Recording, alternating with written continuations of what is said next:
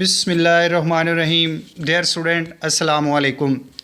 Students, हमारे पास subject है data warehousing और इस सब्जेक्ट में आज हम बात करेंगे physical design of data warehouse, यानी डाटा वेयरहाउस का फ़िज़िकल डिज़ाइन आप कैसे कर सकते हैं, इस चीज़ के ऊपर आज हमारा लेक्चर रहेगा। तो स्टूडेंट्स, फ़िज़िकल डिज़ाइन के लिए आप लॉजिकल डिज़ाइन से आप फिज़िकल डिज़ाइन की तरफ आते हैं। जब आप डाटा वेयरहाउस को बना रहे हैं, आप उसको क्रिएट कर रहे हैं, फिज़िकली आप उसको क्रिएट कर रहे हैं, तो आप लॉजिकल डिज़ाइन से फिज़िकल डिज़ाइन की तरफ आते हैं, यानी लॉजिकल डिज़ाइन को आप मैप कर रहे हैं फिज़िकल डिज़ाइन के ऊपर। तो फिज़िकली जब आप इसको डिज़ाइन करते हैं डाटा वेयरहाउस को, तो उसमें आपको किन चीज़ों के सामने रखना पड़ेगा। स्टूडेंट्स, यहाँ हमारे पास इनकी डिटेल है।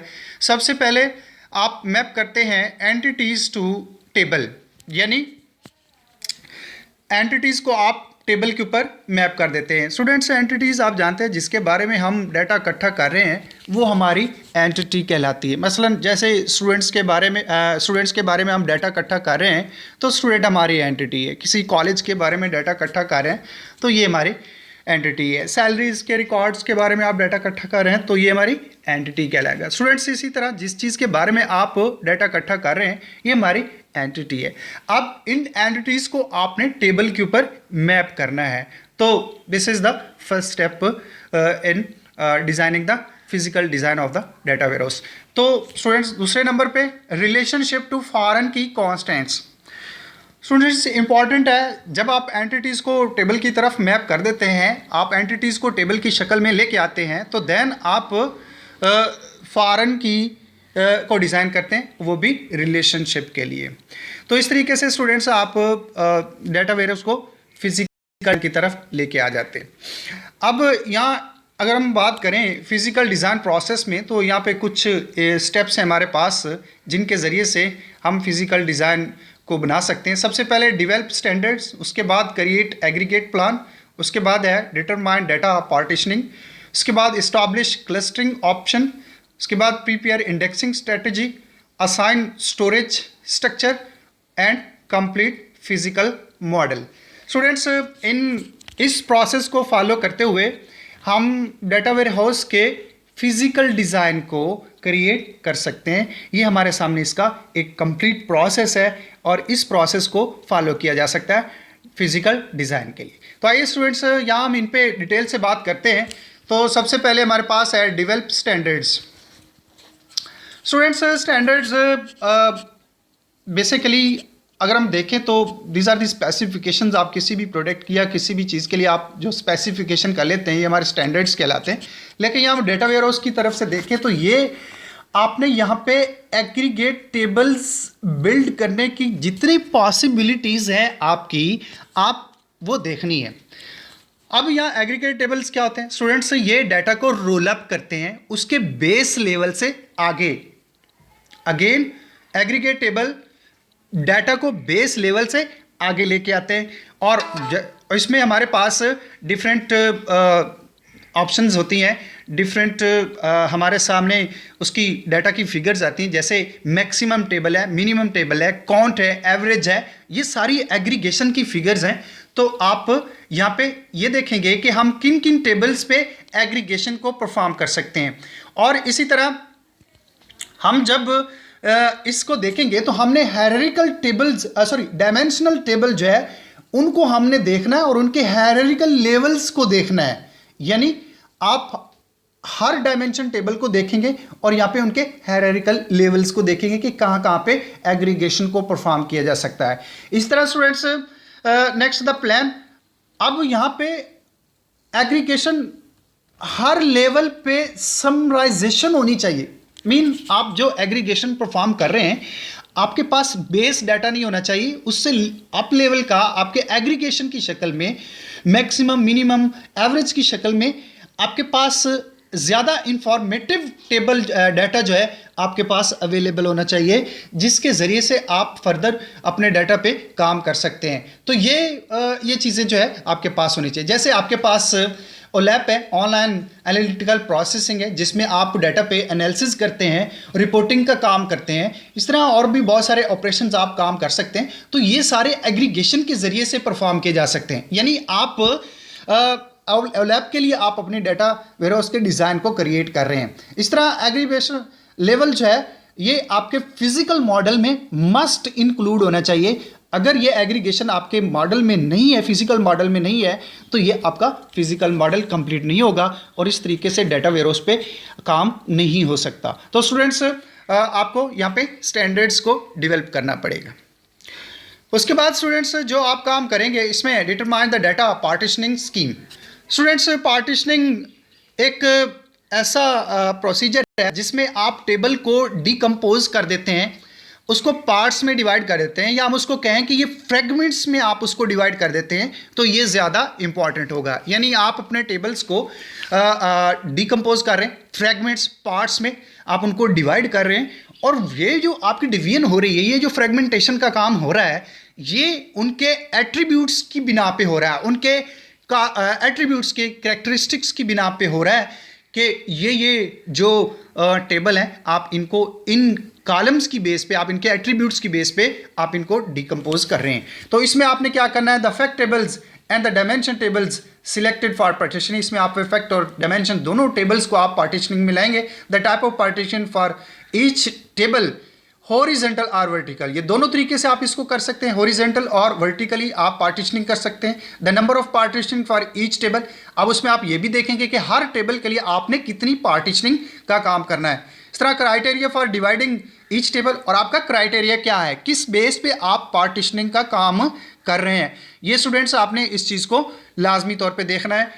और दूसरी लास्ट पे के description of the how to make query aware of partitioning. और यहाँ इंपॉर्टेंट यही है कि जब आप अपने टेबल को, एक बड़े टेबल को आप डिकम्पोज कर रहे हैं, उसको डिफरेंट पार्ट्स में डिवाइड कर रहे हैं, तो फिर आपने इस चीज़ का भी ख्याल रखना है कि जब हम इन टेबल्स के ऊपर क्यूरीज को अप्लाई करेंगे तो हम उनको किस तरीके से हम उनको अप्लाई करेंगे, या ये जो पार्टीशनिंग का काम हो रहा है ये हमारी क्यूरी किस तरीके से उसके ऊपर अप्लाई की जाएगी।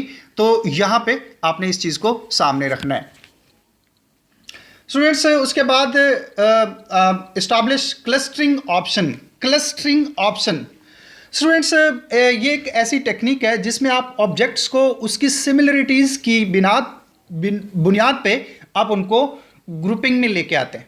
अगेन स्टूडेंट्स आप ऑब्जेक्ट्स को उनकी सिमिलरिटीज़ यानी उनके एक जैसा होने की बुनियाद पे आप उनको ग्रुप्स में डिवाइड कर देते हैं, उनके ग्रुप्स बना देते हैं। तो ये चीज़ हमारी क्लस्टरिंग कहलाती है।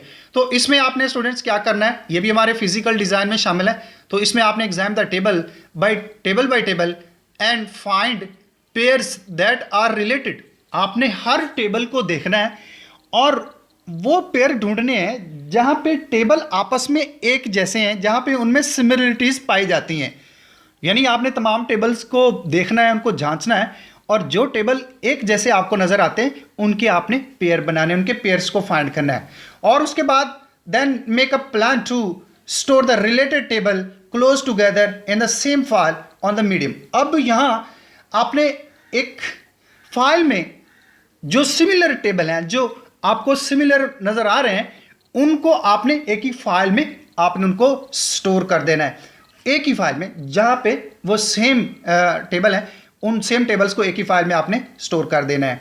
उसके बाद students a record from a table is followed by the related record in the other table with strong in the same file. अब स्टूडेंट्स वही बात आ गई कि जब आप एक टेबल से रिकॉर्ड ले रहे हैं तो आप इनको एक जगह, सेम टेबल को एक जगह रखने का मतलब ये है, मकसद ये है कि आप एक रिकॉर्ड ले रहे हैं तो इसका मतलब है आपको दूसरा रिकॉर्ड उसी से रिलेटेड, या उस जैसा जो रिकॉर्ड आपने लेना है, वो सेम रिकॉर्ड, उसी जैसा मिलता जुलता जो रिकॉर्ड आपने लेना है, वो उससे अगले टेबल से आपको मिल जाएगा, एक ही फाइल से आपको मिल जाएगा।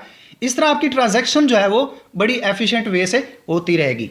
तो ये इसमें उसके बाद स्टूडेंट्स आप prepare and indexing strategy students आप जानते हैं, जैसे आप अरे पे इंडेक्सिंग लगाते हैं, इसलिए लगाते हैं कि वहाँ से हम सर्चिंग या फाइंडिंग के जो ऑपरेशंस होते हैं वो हमारे आसानी से हो जाते हैं, या हम सॉर्टिंग वगैरह का काम करना चाहें तो आसानी से हमारा हो जाता है। तो स्टूडेंट्स यहाँ पे भी सेम यही मकसद है कि आप टेबल्स के ऊपर इंडेक्सिंग अप्लाई कर देते हैं ताकि हम उसका जो एक्सेस है या उस पर जो ट्रांजैक्शन या जो हमारी क्यूरीज अप्लाई होनी है वो एफिशिएंट वे से और क्विक वे से वहाँ पे हमारी ट्रांजैक्शन परफॉर्म हो सके। तो इसके लिए आपने इंडेक्सिंग को टेक्निक को यूज़ करना है। मुख्तलिफ इंडेक्सिंग टेक्निक्स इस्तेमाल की जाती हैं, आप कौन सी कर रहे हैं ये आपने देखना है। यहाँ पे the plan must indicate the index for each table. अब हर टेबल को आपने इंडेक्स अप्लाई करना है। Further for each table present the sequence in which the index will be created. अब यहाँ आपने उन टेबल्स को सीक्वेंस में लेके आना है जिस तरतीब से आपने उन टेबल्स के ऊपर इंडेक्सिंग अप्लाई करनी है, यानी टेबल्स को आपने सीक्वेंस में रखना है जिस सीक्वेंस से आप इंडेक्सिंग अप्लाई कर रहे हैं। इसी तरह spend enough time on the indexing plan, और ये जो आप इंडेक्सिंग कर रहे हैं उस पर आपको अच्छा टाइम, खासा टाइम गुजारना चाहिए ताकि आपकी इंडेक्सिंग की जो आप टेक्निक अप्लाई कर रहे हैं वो अच्छे तरीके से उसके ऊपर अप्लाई हो जाए। इस तरह student assign storage structure very important है स्टूडेंट्स। यहाँ हम सिर्फ फोकस डेटाबेस की डिज़ाइन, डेटाबेस के फिजिकल डिज़ाइन को अगर हम देखें तो यहाँ पे हम सिर्फ फोकस डेटाबेस की क्रिएशन तक नहीं रहेंगे, ये हमारी जो डेटा फाइल्स हैं वहाँ तक हमारा कंसर्न नहीं रहेगा। इसके अलावा भी कुछ स्टोरेज मीडियम है जिनको यह स्टोरेज स्ट्रक्चर है जिसको हमने देखना है, तो उनको तो यहाँ पे हमारे पास जैसे टेम्पररी डाटा एक्सट्रैक्ट फाइल्स हैं, जैसे आप देखते हैं कि डाटा डिफरेंट लोकेशन से डिफरेंट सोर्सेज से एक्सट्रैक्ट होके आता है, तो उसके लिए आपकी temporary data extract files create होती हैं। तो वो कैसे क्रिएट करनी है, आपने उसके लिए क्या स्ट्रक्चर डिज़ाइन करना है, इस चीज़ को आपने देखना है। इसके अलावा द स्टेजिंग एरिया स्टूडेंट्स, ये भी आप जानते हैं जब डाटा एक्सट्रैक्ट होके आता है तो फर्दर उस पर आगे प्रोसेसिंग होती है, तो ये स्टेजिंग एरिया जो है यहाँ पे डाटा को स्टोर किया जाता है और उस पर आगे एक्सट्रैक्टिंग वगैरह के ऑपरेशंस ऑपरेशंस होते हैं। तो लिहाजा यहाँ पे ये भी आपको डिज़ाइन करना है, इस फिजिकल डिज़ाइन में आपके पास ये चीज़ भी होनी चाहिए। और इसी तरह स्टूडेंट्स यहाँ पे any storage need for front end application, और स्टूडेंट्स आपके डाटा वेयरहाउस को जिस एप्लीकेशन ने यूज़ करना है तो उसके लिए भी स्टोरेज स्ट्रक्चर होना चाहिए। एप्लीकेशन कम्युनिकेशन करेगी, जहाँ से एप्लीकेशन को डाटा मिलेगा वो भी आपके पास स्टोरेज स्ट्रक्चर होना चाहिए। तो ये भी आपको फिजिकल डिज़ाइन में इस चीज़ को भी डिज़ाइन करना पड़ेगा। तो इस तरीके से आप ये फिजिकल डिज़ाइन में इस चीज़ को सामने रखेंगे।